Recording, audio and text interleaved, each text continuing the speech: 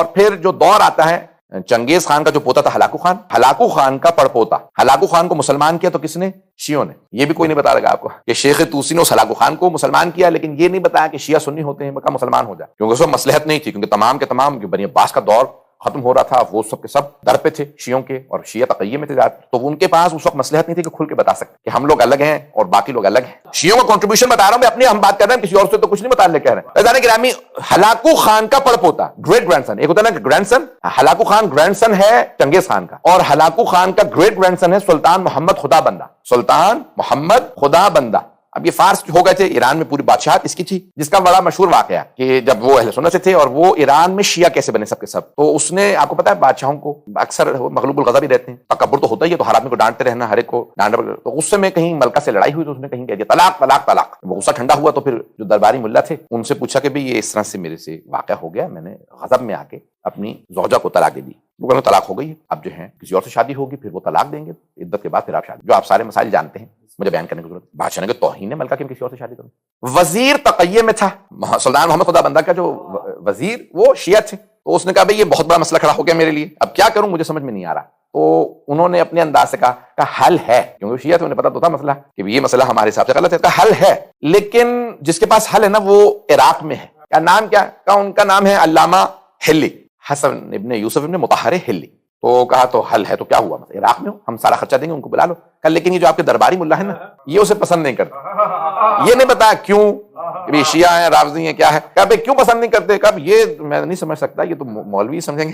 وزیر کو یہ پتا تھا کہ علامہ ہلی آ جائیں تو وہ خود مسئلہ حل کر لیں گے، درباریوں سے انہیں ڈیل کرنا آتا کہ کیسے مقابلہ کیا جاتا ہے، کیسے علمی انداز سے انہیں خاموش کرنا، کہا ٹھیک ہے بلا لو۔ تو عزیزان گرامی، اب یہ علامہ ہلی جو ہے 726 ہجری میں ان کا انتقال ہوا، 726۔ یہ اب دور ہے جہاں پہ تشیع کھل کے سامنے آیا، انہوں نے بہت کھل کے ابن تیمیہ جو ان کے زمانے میں، یعنی وہابی جو آج کہا جاتا ہے، تکفیری یا وہابی سوچ، اس سارے کے ساتھ ٹی وی پہ جا رہا ہے مجھے پرواہ نہیں ہے۔ تو اب یہ جو پورا کا پورا فکر ہے، جو ساری کتابیں ہیں، وہ محمد ابن تیمیہ نے ساری کتابیں لکھی۔ یہ جتنی بھی یہ نظریات، جو وہابی نظریات، ان کا باپ مانا جاتا ہے۔ سب سے پہلے انہوں نے جواب لکھے علامہ ہلی نے، اور انہوں نے ایسی کتابیں لکھی ہیں فقہ میں، اصول میں، کلام میں، رجال میں، کہ کلام کے اندر اگر آپ صرف ان کا سوچ لیں کہ کشف المراد جو انہوں نے صرف ایک شرح لکھ دی ہے باب ہادی اشر، کہ کتابیں پڑھنے کے لیے کئی برس چاہیے، اور ان کی ایک کتاب ہے جو کتاب کا نام ہے الفین، 2000، الف کہتے ہیں نا اردو میں، کہتے ہیں الف لیلہ و لیلہ، نہیں الف لیلہ و لیلہ، الف کہتے ہیں ہزار کو، 1000 اور ایک رات، 1001 نائٹس۔ تو انہوں نے لکھی کتاب الفین، 1000 دلیلیں کہ علی افضل ترین بشر ہیں بعد پیغمبر، اور 1000 دلیلیں کہ خلیفہ بلا فصل ہے۔ تو انہوں نے کتاب 2000، کتاب کا نام ہی ہے 2000، 1000 دلیلیں کہ مولا افضل ہیں اور 1000 کے خلیفہ بلا۔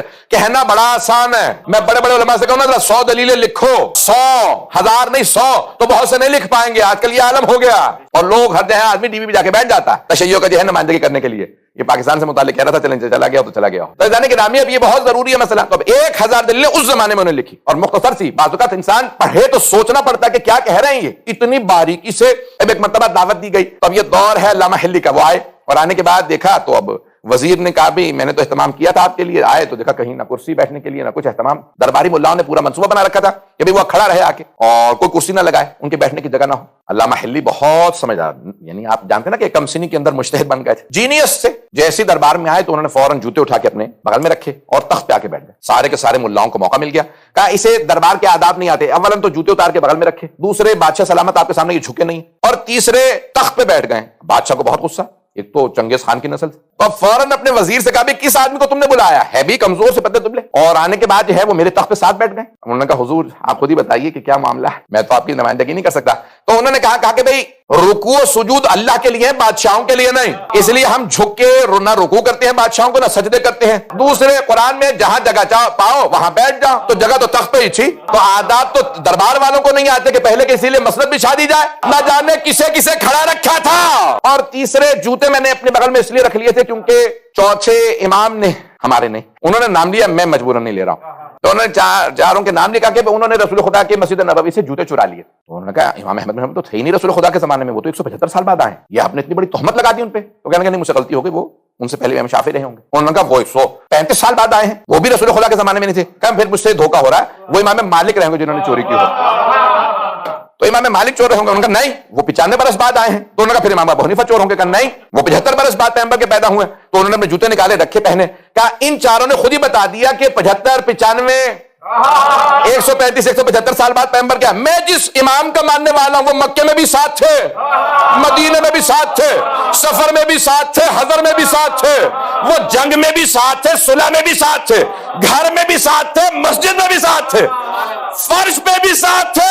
اب بادشاہ سمجھ گیا یہ عام آدمی نہیں، تو کچھ دیر ادھر ادھر کے سوالات پوچھے، باتیں کی، اس کے بعد پوچھا کہ بھئی یہ طلاق کا مسئلہ ہے اس طرح سے تو طلاق ہو گئی یا نہیں؟ انہوں نے کہا نہیں، اولاً پہلے شرط یہ ہے کہ عربی میں طلاق دی جائے، انچی طالق کہا جائے، تو کہا نہیں میں نے ایسے نہیں، میں نے ضرور کہا طلاق، تو کہا عربی میں پڑھی جائے، صیغہ طلاق کو عربی میں پڑھا جائے۔ نمبر 2، انسان ہوش و حواس میں ہو، غیظ و غضب میں نہیں۔ تیسری شرط یہ ہے کہ 2 عادل گواہ موجود ہوں، تاکہ یہ ساری شرائط بتائیں۔ بادشاہ نے کہا ان میں سے کوئی شرط پوری نہیں تھی، کہا نہ تیری بیوی کو عدت کی ضرورت ہے، نہ دوسری شادی کی، وہ بھی تیری زوجیت میں ہے۔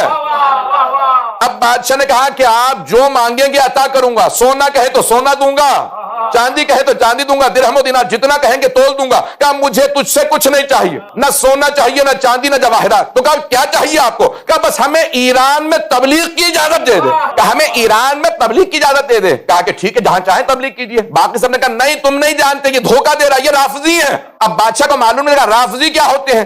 انہوں نے علامہ حلی نے کہا جس سے کہو میرے مقابلے میں لے آؤ، میں بیٹھ کے یہاں دفاع کرنے کے لیے تیار ہوں۔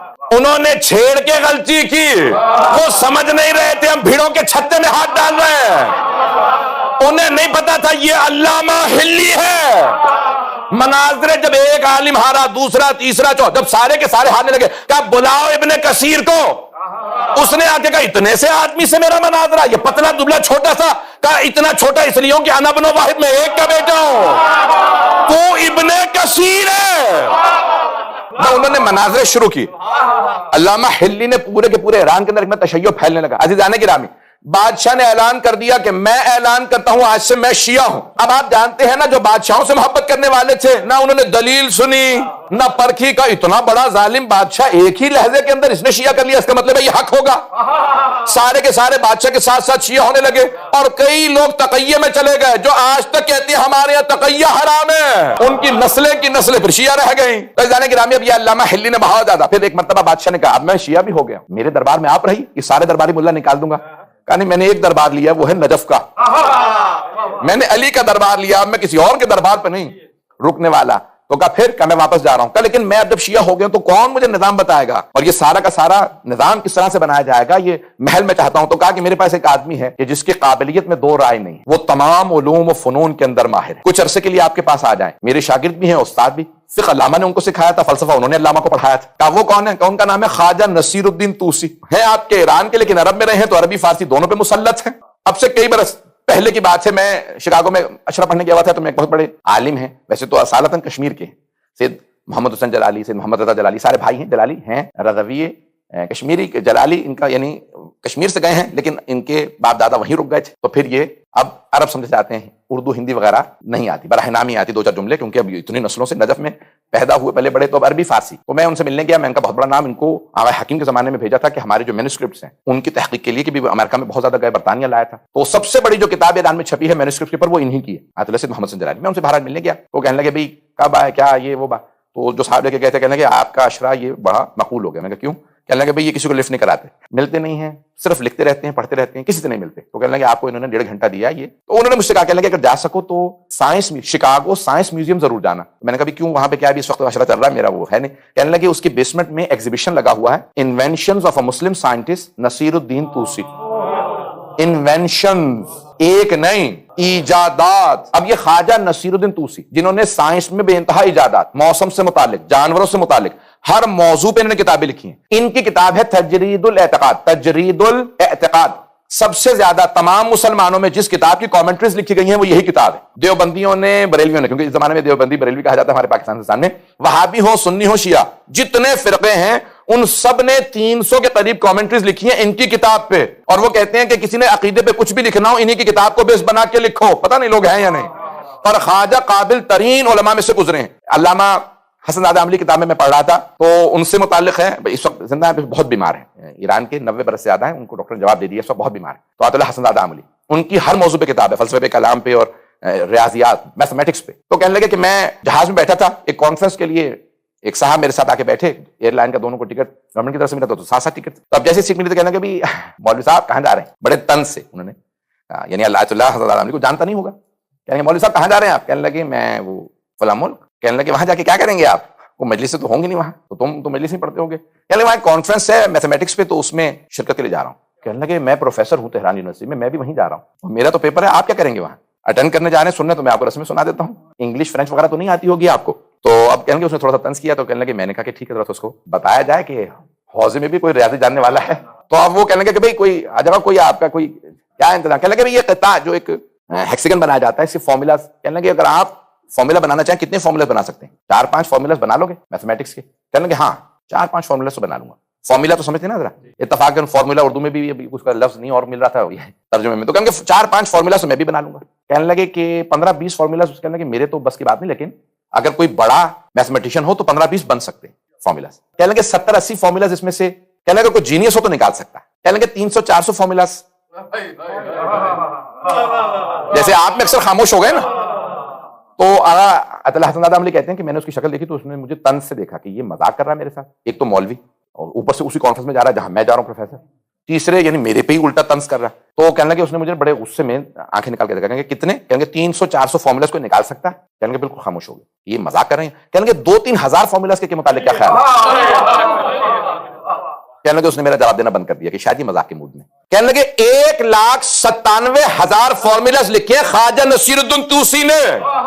کتاب عربی میں ہے, آج تک کوئی مائی کا لال پیدا نہیں ہوا جو فارسی میں ترجمہ کر دے. ایک ترجمہ ہوا وہ ترکی زبان میں, جب اس زمانے میں یونیورسٹیاں پہلی دفعہ کھلی تھی. اب سن, خواجہ ایسے تھے, پتہ نہیں لوگ ہیں یا نہیں, کہ ان کی کتابوں پہ اگر تسلط ہے حوزے میں تو آج میں پڑھاتا ہوں. 1,97,000 فارمولاز. آج تک دنیا میں دوبارہ سائنسدان پیدا نہیں ہوا. تو خواجہ سے پوچھا اتنی قابلیت کیسے؟ کہا ہو سکتا ہے کوئی باب الحوائج کی بارگاہ میں ہو اور وہاں سے حاصل نہ کر سکے.